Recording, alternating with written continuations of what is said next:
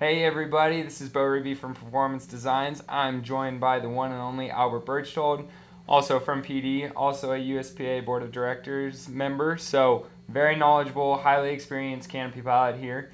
Today we want to talk over a couple things about safety.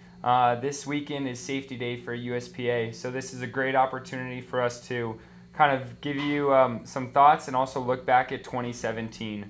We're going to go over a couple stats from the 2017 fatality list in the U.S. and cover what happened, as well as little tips or things to check yourself about for the upcoming year. Real quick, the number one fatality for 2017 was incorrect emergency procedures. This one surprised me a bit because emergency procedures is something that we all think we know so well. But if you ask yourself, when was the last time that you actually practiced these, either in a suspended harness or drilled through emergencies in your mind? Hopefully it was recent, and if not, now is a great opportunity to get out, practice your emergency procedures again. Don't let that happen to anybody this year. Keep everyone safe. There were, next up, there were 2 fatalities related to high performance turns, so intentional low turns to the ground, where the person unfortunately made a grave mistake. So if you're going to get into any sort of speed building turn or high performance turn, make sure you're very careful, obviously, with your canopy selection, size and model. Make sure you're getting advice from somebody, and look for a qualified canopy coach or somebody who can help you out with that. When in doubt, bail out.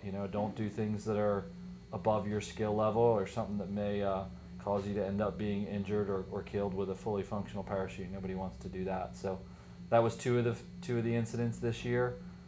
Next up, we had some that were related to unintentional turns. Yeah, that's right. So there were also 2 fatalities that were related to unintentional low turns. In these cases, our best guess is that the individuals were trying to turn the face into the wind, turn too low, and unfortunately we know what happened. So let's cover our landing priorities. Remember, the only way to land a parachute safely is if the wing is level over your head.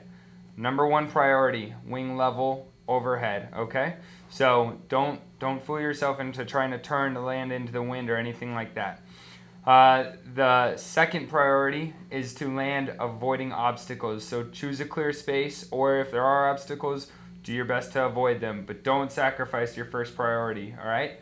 The third priority is to flare to at least half brakes. That's going to bring that canopy into level flight, try and eliminate that vertical component of canopy flight, so at least you'll have some sort of sliding landing. All right, so those are the 3 most important landing priorities. Nowhere in there is land into the wind. So if we can avoid this idea of chasing the windsock as you're very low to the ground, it'll keep us safe, all right? 3 landing priorities. The third item with canopy-related fatalities was related to canopy collision. There were unfortunately 2 incidents where people had a canopy collision, and this time around they were near deployment. In past years there were some that were actually while people were in the pattern coming in for a landing. 2017 they were actually related to canopy collisions near deployment time. So communication, right? So when we're in the boarding area, let's talk with the groups before us. Let's talk with the groups after us. Have a good solid plan for exit separation between the groups. Have a good understanding of what everyone's doing. If there's people tracking, if there's people doing angle dives, make sure you guys understand where everyone around you is going. And then within your own group, where is it? What is your break-off altitude? Where is your deployment altitude? Is everybody heading the right direction to create adequate vertical, or more importantly horizontal, separation between the people in your group?